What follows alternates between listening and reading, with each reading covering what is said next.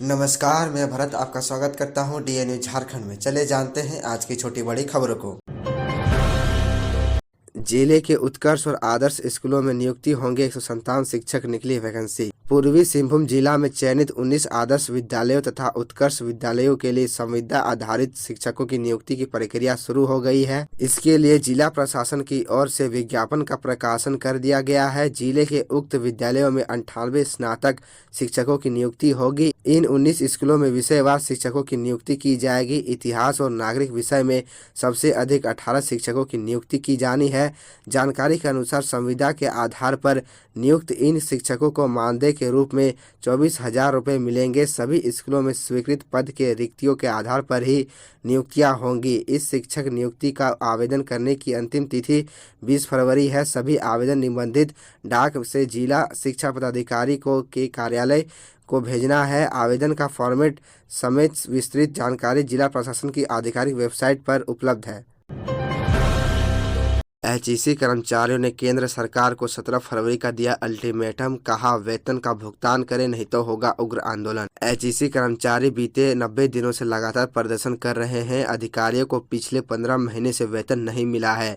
ऐसे में एचईसी के अधिकारियों ने शनिवार को मानव श्रृंखला बनाकर अपना विरोध दर्ज किया है। वहीं इस दौरान अधिकारियों ने केंद्र सरकार को 17 फरवरी तक का समय दिया है। अधिकारियों का कहना है, हमने वेतन के भुगतान के संबंध में राष्ट्रपति, प्रधानमंत्री सहित भारी उद्योग मंत्री को पत्र लिखा है। इसमें स्पष्ट तौर पर कहा गया है कि अगर हमारी मांगें नहीं सुनी जाती है तो आने वाले समय में किसी भी तरह के आंदोलन की जिम्मेदारी केंद्र सरकार की होगी।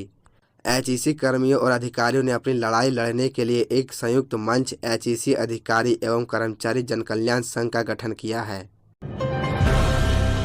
झारखंड के मरीजों को मिलेगी एयर एम्बुलेंस की सुविधा, सरकारी दर पर मिलेगी सेवा, सीएम हेमंत सोरेन की बड़ी घोषणा। कई बार कुछ गंभीर बीमारियों और एक्सीडेंट के दौरान बेहतर इलाज के लिए मरीजों को राज्य से बाहर भेजने की जरूरत आन पड़ती है। इस दौरान सिर्फ एक ही विकल्प बचता है, वह है एयर एम्बुलेंस। लेकिन यह बहुत महंगी सेवा होती है, आम लोग इसका आर्थिक भार नहीं उठा पाते। इस वजह से समुचित इलाज नहीं होने पर मरीज की जान तक चली जाती है। लेकिन सब कुछ ठीक रहा है तो आने वाले दिनों में इस परेशानी से निजात मिलने वाली है। मुख्यमंत्री हेमंत सोरेन ने राज्य के मरीजों के हित में एक बड़ी घोषणा की है। उन्होंने कहा कि राज्य में बहुत जल्द एयर एम्बुलेंस की सुविधा बहाल की जाएगी। यह सुविधा आमजनों की बिल्कुल सरकारी दर पर उपलब्ध कराई जाएगी। बेहतर इलाज के लिए मरीजों को देश के किसी भी कोने में स्थापित अस्पताल में जाना हो तो वे एयर एम्बुलेंस की सुविधा ले सकते हैं। मुख्यमंत्री ने कहा कि राज्य के मेडिकल सर्किटों को एक दूसरे से जोड़ने के करने का काम किया जा रहा है। ग्रामीण क्षेत्रों में भी जरूरतमंद मरीजों को जेनेरिक मेडिसिन उपलब्ध कराया जा सके, इसके लिए योजना बनाई जा रही है। तोपचांची विस्फोट कांड के आरोपित पिंटू की मौत, रांची में चल रहा था इलाज। झारखंड में तोपचांची के सुभाष चौक के पास मोटरसाइकिल में रखे विस्फोटक पदार्थ के विस्फोट में घायल आरोपित पिंटू वनवाल की रांची में शुक्रवार देर रात इलाज के दौरान मौत हो गई। पुलिस की निगरानी में पिंटू वनवाल का रांची के निजी हॉस्पिटल में इलाज चल रहा था। पुलिस ने पोस्टमार्टम कराने के बाद रांची में शव को परिजनों को सौंप दिया। मालूम हो कि 8 जनवरी को गोमो लोको बाजार शिव मंदिर गली निवासी आरोपित पिंटू बर्नवाल अपनी मोटरसाइकिल से विस्फोटक पदार्थ लेकर गोमो लौट रहा था। इसी दौरान सुभाष चौक पर उसके मोटरसाइकिल में विस्फोट हो गया था। इस घटना में पिंटू बर्नवाल समेत सब्जी बेचने वाली 5 महिलाएं घायल हो गई थी। विस्फोट एवं उसके घर से विस्फोटक पदार्थ की बरामदगी को लेकर तोपचांची थाने की पुलिस 2 मामले दर्ज कर अनुसंधान कर रही है। झारखंड में हाथ से हाथ जोड़ो अभियान का शुभारंभ करेंगे मल्लिकार्जुन खड़गे, 11 फरवरी से होगी शुरुआत। झारखंड में कांग्रेस के हाथ से हाथ जोड़ो अभियान का शुभारंभ करने के लिए राष्ट्रीय अध्यक्ष मल्लिकार्जुन खड़गे ने झारखंड में कार्यक्रम आयोजित करने को लेकर सहमति प्रदान कर दी है। वे 11 फरवरी को झारखंड में इस कार्यक्रम का शुभारंभ करेंगे। राष्ट्रीय स्तर पर 26 जनवरी 2023 से प्रारंभ इस अभियान की औपचारिक शुरुआत फरवरी के दूसरे सप्ताह में होने की संभावना है। बताते हैं कि हाथ से हाथ जोड़ो अभियान में अभय मुद्रा पार्टी का चुनाव चिन्ह है। हाथ से हाथ जोड़ो अभियान भारत जोड़ो यात्रा का दूसरा चरण है। इसके तहत 2 महीने के लिए पदयात्रा, हर गांव और मतदान केंद्र को कवर करना लक्ष्य है। बेरोजगारी, महंगाई जैसे मुद्दों पर आम लोगों को जोड़ने का भी लक्ष्य है। पुलिस को मिली बड़ी कामयाबी, आईईडी बम लगाने वाले 3 आरोपियों को किया गिरफ्तार। चाईबासा से एक बड़ी खबर आ रही है। आईईडी बम लगाने वाले आरोपियों को सुरक्षा बलों ने गिरफ्तार किया है।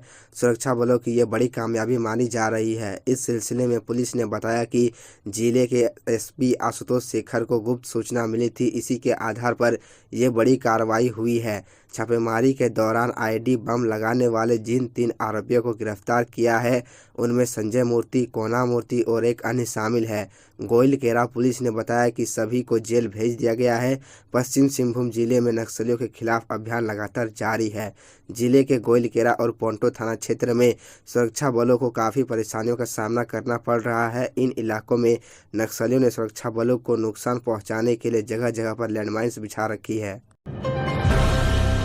रामगढ़ विधानसभा उपचुनाव लड़ेगी सीपीआई, वाम दलों से की प्रत्याशी को समर्थन करने की अपील। सीपीआई के रांची स्थित राज्य कार्यालय में राज्य परिषद की बैठक हुई। इसकी अध्यक्षता पशुपति कौल ने की। बैठक में सर्वसम्मति से निर्णय लिया गया कि सीपीआई रामगढ़ विधानसभा उपचुनाव वाम दलों के सहयोग से लड़ेगी। सीपीआई ने वाम दलों से सीपीआई उम्मीदवार को समर्थन करने की अपील की। जन समस्याओं को लेकर पूरे राज्य में 14 फरवरी को जिला मुख्यालय पर प्रदर्शन किया जाएगा। 11 मार्च को अल्पसंख्यकों के सवाल को लेकर रांची के एसडीसी सभागार में सेमिनार का आयोजन किया गया है। सीपीआई की बैठक में कार्य रिपोर्ट, संगठनिक रिपोर्ट एवं राजनीतिक रिपोर्ट राज्य सचिव महेंद्र पाठक ने पेश किया। बैठक की शुरुआत दिवंगत साथियों की श्रद्धांजलि से की गई। बैठक में सर्वसम्मति से निर्णय लिया गया कि रामगढ़ विधानसभा उपचुनाव वाम दलों के सहयोग से सीपीआई लड़ेगी। सीपीआई ने वाम दलों से सीपीआई उम्मीदवार को समर्थन करने की अपील की। धनबाद नियोजनालय में 11 से 30 पदों पर भर्ती कैंप कल। आईटीआई पास अभ्यर्थियों को नौकरी का मौका। अवर प्रादेशिक नियोजनालय धनबाद बरटाड़ में 30 जनवरी को विभिन्न कंपनियों की ओर से भर्ती कैंप का आयोजन होगा।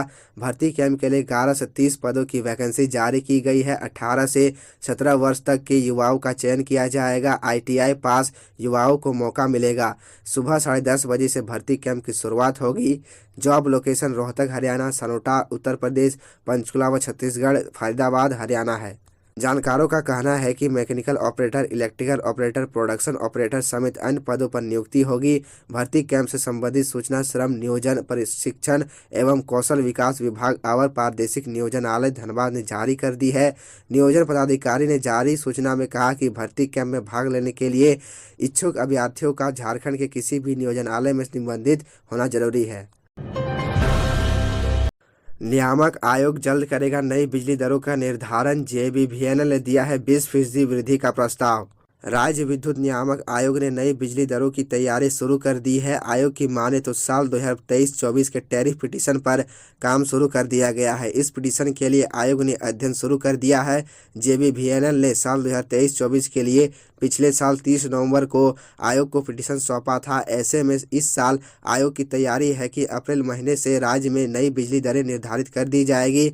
नई बिजली दरें तय होने से राज्य में लगभग 3 साल बाद दरें तय होगी। अब तक राज्य में अक्टूबर 2020 में तय बिजली दरें ही मान्य है। साल 2020 में कोविड महामारी के कारण आयोग ने बिजली निर्धारण में देरी हुई। इसके बाद जनवरी 2021 में 2 सदस्य पद खाली हो गई। इसके पहले मई 2020 में पूर्व अध्यक्ष ने इस्तीफा दे दिया था, जिसके बाद आयोग खाली हो गया। ऐसे में साल 2021 और साल 2022 में नई बिजली दरें तय नहीं हो पाई है। आयोग में एक सदस्य होने पर भी नई बिजली दरें तय हो सकती है। वहीं पिछले साल राज्य सरकार ने आयोग अध्यक्ष पद पर अभिषेक गुप्ता और 2 सदस्य पद पर भी बहाली कर दी है। धनबाद के हजारा हॉस्पिटल में लगी भीषण आग, डॉक्टर दंपति सहित 6 लोगों की मौत।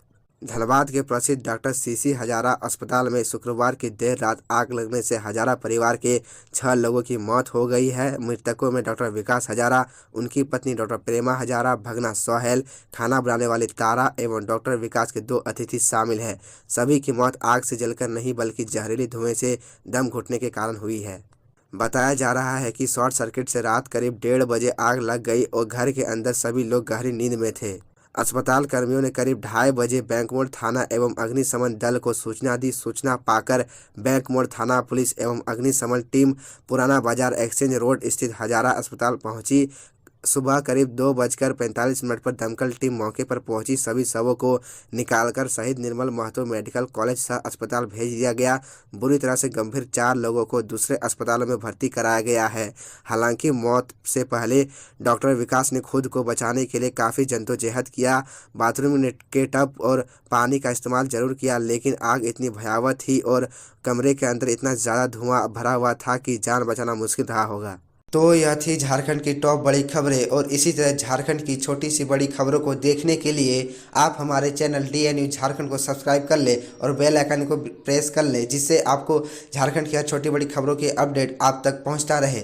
तो आज के लिए इतना ही, हमें दीजिए इजाज़त, फिर मिलते हैं आपसे अगले वीडियो में।